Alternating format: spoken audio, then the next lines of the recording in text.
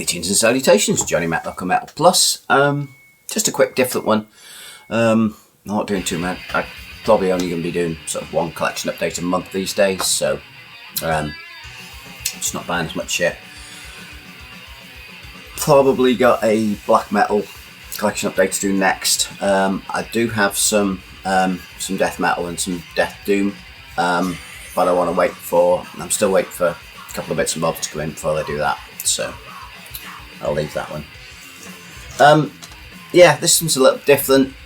I was going to do the sponsor to Metal Mickey's fucking 2 Lant videos that he's done recently about how all YouTubers are shit that aren't him. But can't be fucking asked. He's a good lad.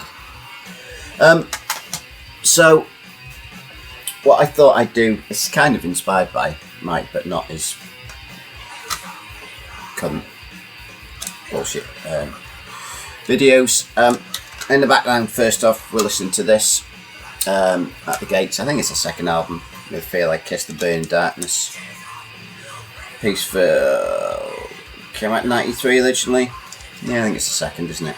After Lead in the Sky's Hours. Mellow Death. I know I did my little piece about Tompa, so a couple of vids ago. Yeah, good shit. I like a bit of melodic death metal here. Yeah, so that's what we're listening to. This is the band we're going to be talking about today, Obituary. I'm off to see them. I'm recording this on Wednesday. Let's have a swig of tea first. Friday night, I'm off to see Obituary, Testament, Destruction and Nervosa in Manchester. A few of the guys I'm going with Mark G with the C, meeting up with Sean the Beast. A few other people going to be there, I think. A few local guys for me as well. So that should be cool. Catch up with a load of people. Drink some beers, watch some metal. Should be cool. I got to thinking. My favourite Obituary album is Slowly We Rot, debut from '89, I want to say. Now, for many years I had the just had the CD of the first 2 albums, Slowly We Rot and Cause of Death. Just had one, 2 for double CD packs, which did me for a while. Then when I got back into collecting vinyl, I decided I wanted to get copies of them again. Lucky enough to grab this, which is an OG press of Cause of Death on Road Racer, off my mate Dave, and who's selling this whole collection, which is cool. I'll still not be able to pick up a original vinyl copy of Slowly We Rot. Now, a couple of years ago, I think it was, Metal Mickey did one of his videos about comparing, I think, OGs to represses, because he went through a stage of getting rid of all his represses and wanted originals and that sort of thing. He was on about Slowly We Rot, and he said the music on vinyl was the one that, if you have to get a repress, he would probably go for, because it's close to the original. I think after that bit I had a few beers one weekend and decided I'll see if I can pick up a copy. I had no luck with an OG, but got myself right onto Discogs and got myself a repress. 2 turned up. Yeah, I bought 2. Not the fucking first time. It's not my first OG of this. But yeah, I had a few beers and bought 2. I'd gone on to 2 people and I bought two copies of Slowly We Rot. Both represses, both different versions. So it's not even the same fucking version. So I thought it would have been a midweek fun. I'd just show you the 2 of them. I'm not going to play bits because you can't really fucking tell through that speakers and this speakers and that which one sounds any better, because they're not the OG, so they're both represses. One is actually being remixed, and the other I don't think has, but I could be fucking wrong. Right, so I've got 2 copies. These are the 2 covers. You see, one's a bit clearer, one's a bit blurred.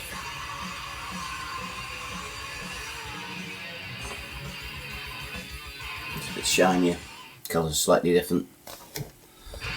The backs are quite a bit different. So this is the back on black one. The back is pretty much the same as the OG from what I can tell on Discogs.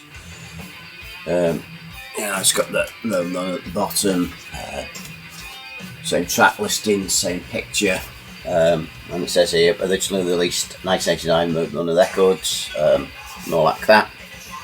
It's got the Roadrunner and the music on vinyl, so that's that with the OG sort of silhouettes with the fire in the background. This fucker is the, I think it came out on Cargo Records.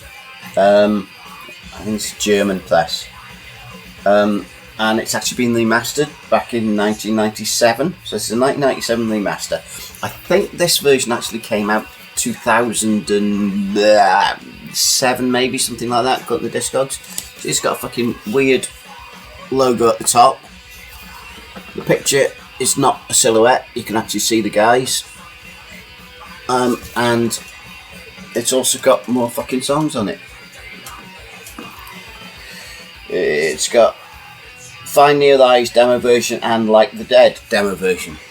So the problem with that is because you got 2 tracks, extra tracks at the end.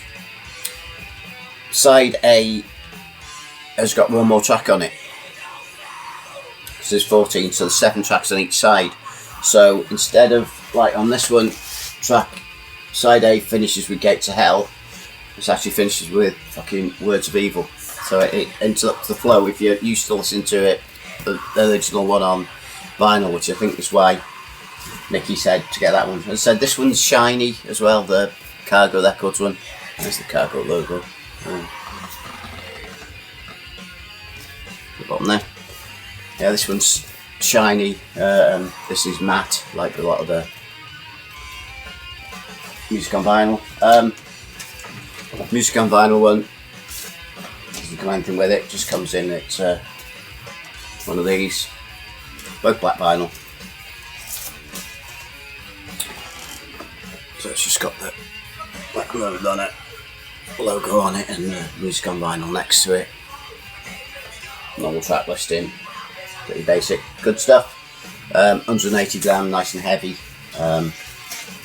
Sounds brilliant. So I haven't got an original to compare it to, but yeah. So that's that one.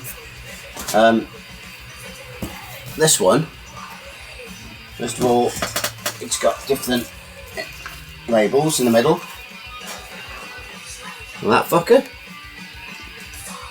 all weird. Yeah, no track. Black vinyl as well, with the extra 2 songs on it. But this actually does come with an inner as such, or I put that in a polylined. It actually came in this sleeve, which has got some cool pics on it. So yeah, some excellent pics. And on the other side, there's a write-up from who is this? Oh, fucking Phil Alexander, who was the editor of the Kerrang magazine. Now, from what after reading through it, it's all about obviously when he first heard it and how it hit everybody. You know, that we just seemed so heavy, and you know, it was different to a lot of the stuff that was out there. But this is actually based on the CD, because he keeps mentioning press the play button on your CD. So this is obviously, I think when this was remastered back in '97, I think it originally came out on the CD. So these are the notes from the booklet that came with the CD, and the same with the pictures. So all they've done is, if Cargo brought out the CD, I'm guessing this, I'm presuming they decided to release it a few years later, maybe 10 years later, who fucking knows, I can't count. So they decided to bring it out again on vinyl. I don't know if it was out on vinyl the first time, but I'm just presuming with these notes just fucking taken straight from the CD. Yeah, he says, for those of you who only just managed to get around to listen to slowly, you get the full picture of where the whole Obi story started. Oh, fucking hell. Bit there. Obi story. Fucking hell. Obi-Wan Kenobi. Before you press the play button on your CD, though, I may boldly suggest you rush out and buy yourself an industrial strength neck brace. You have been warned. Myrtle. But yeah, it's quite interesting. It's obviously on about the there's some cool quotes here. Apparently he did Phil Alexander did an interview with Ozzy Osbourne back in the time.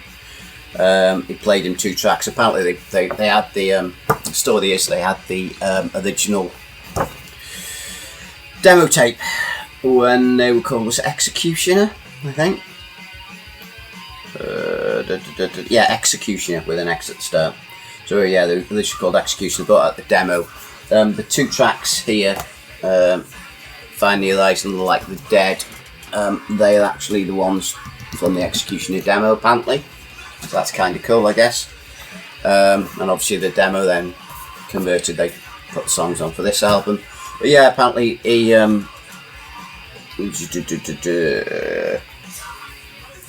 yeah, everybody, he worked for the Raw magazine when he was as well as being before Kerrang, after Kerrang, I can't remember that vaguely.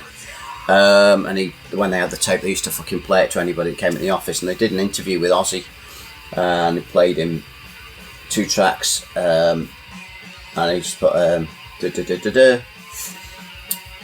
while I was conducting a phone interview with Ozzy Osbourne, I forced him to listen to the tape while our news editor played him 2 tracks over the phone. They're fucking mad, declared 00. So there you go. Even Ozzy likes a bit of fucking Obituary. So yeah, it's interesting. As I said, it's been remastered. I'm not a fucking audiophile. I'm just a dude who likes music, so I can't tell if it sounds that much different. Fucking hell, I whack them on stereo. I play one, I play the other one. It would sound like Obituary slowly with up, so I don't fucking know. You need somebody that has got a better ear than me. Maybe a big ears, like a fucking elephant or something. I don't know. But as I said, the reason I kept the 2, one, because I quite liked all the packaging and the extra pictures and shit with this one, and the fact it is different. I've kept it for the, I don't know, and it's a bit older because this Music for Nations one came out, I want to say 2019, so yeah, it's I don't know if one's worth more than the other one. I presume there's more copies than Music for Nations than the Cargo one. I think it cost me £5 or more or something like that when I bought them both. After I looked at my Discogs, that's a bit late to cancel now and I've had them. So yeah, I kept them both because I'm fucking collector scum, and I thought, yeah, I'll sell one of them. And then I thought, well, which one do I sell? I'll listen to the Music for Nations one more because it sounds like the original and it's not being remastered, and the tracks are all in the right fucking place and it looks like the original. But there's something about this, I quite like the idea of it. It's all fucking different. It's almost like a bootleg, but it's like an official bootleg. It's properly, released in Germany on by the guys. They obviously had a copyright to do the fucking CD, so decided, fuck it, we'll whack it on vinyl as well. That sounds fine. I said, it just bugs me that you get an extra song on side 1 before you have to, side A, before you have to turn the fucker over. And then you get 2 demos at the end, which you don't really expect. But it's nice to have the 2 songs, and they sound fucking like you expect demos to sound, like a fucking demo. They're raw, they're nasty, they're full of attitude, so I know it's cool to have. Probably would have been better if I just bought it on fucking CD, but there you go. I wanted them both on vinyl and I had alcohol, so there you go, that'll do you. Is this worth doing? Probably not. Does anybody care? No, but I've been meant to do this for fucking ages.